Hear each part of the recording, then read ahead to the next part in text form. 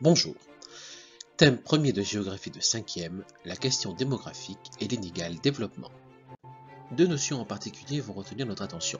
Tout d'abord, la démographie. La démographie, c'est l'étude de la population, de sa croissance, de sa répartition sur la surface du globe. Le développement, c'est l'enrichissement d'un pays qui permet à sa population de satisfaire ses besoins, tant en termes d'alimentation, de santé, d'éducation.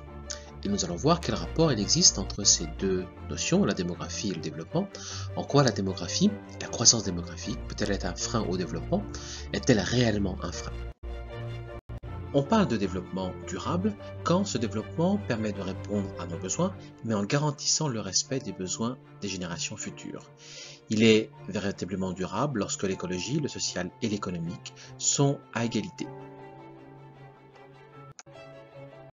Première partie, les caractéristiques de la croissance démographique aujourd'hui.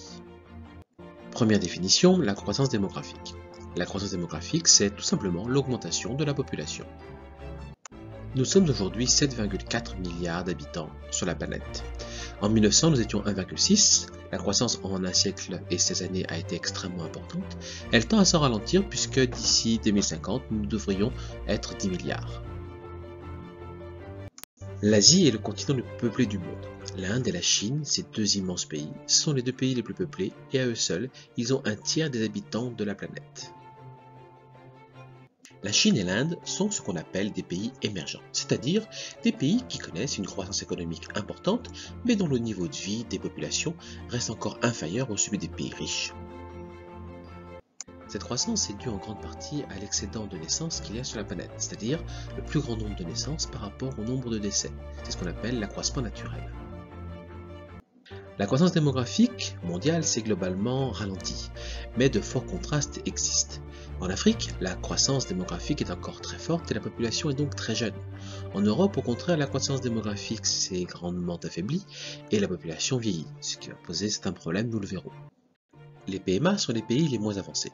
Ce sont les pays les plus pauvres de la planète, et ce sont donc les pays chez qui la croissance démographique a un impact la plus forte. Deuxième partie, la croissance démographique et ses effets. La croissance démographique est un véritable défi pour le développement équitable et durable.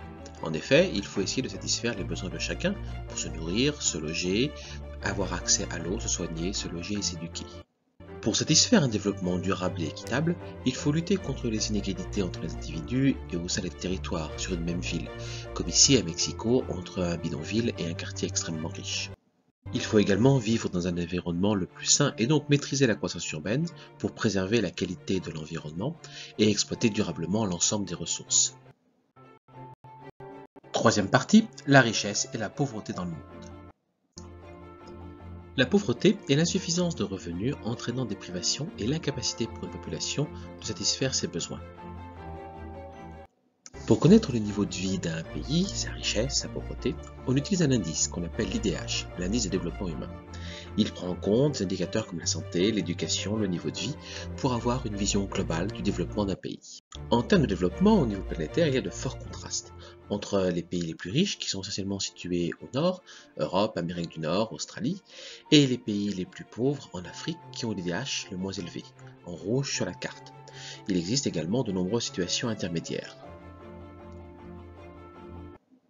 Les inégalités de pauvreté existent aussi au niveau des continents riches, comme en Europe. On voit ici que les pays comme la France, les pays d'Europe du Nord ont un IDH bien plus élevé que les pays d'Europe centrale. Enfin, à l'échelle même de la France, il y a des régions qui sont plus riches et d'autres plus pauvres que d'autres. Vous avez ici la carte des départements, par exemple, où on voit qu'on a certains départements, notamment du sud, avec une forte pauvreté, alors que les départements de la région parisienne en ont une bien moindre. Globalement, ce qu'on appelle l'extrême pauvreté, c'est-à-dire l'ensemble des gens vivant avec moins de 1,9 $ par jour, a diminué.